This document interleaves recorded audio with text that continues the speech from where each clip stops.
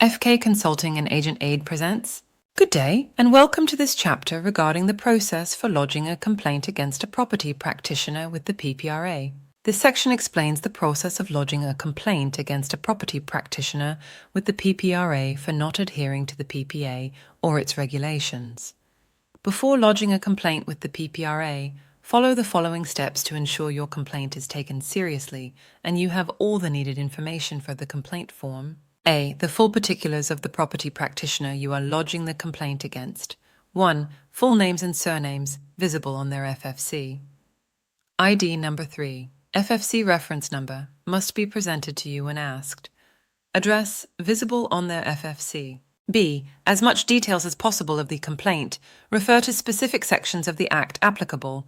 Have a full description of events which led to the complaint. Collect all the supporting documents or evidence applicable.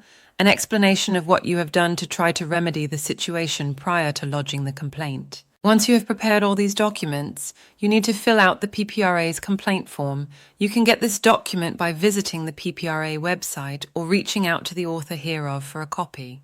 It is important to note that all complaints must be handed in by hand at the PPRA offices. Electronic complaints are not attended to. If you live in close proximity to the PPRA offices in Johannesburg or Cape Town, you can hand-deliver the complaint yourself. Alternatively, you can make use of registered post to send it to their offices. This online learning experience was delivered to you by ETD College. Thank you for attending. We will see you in the next lesson.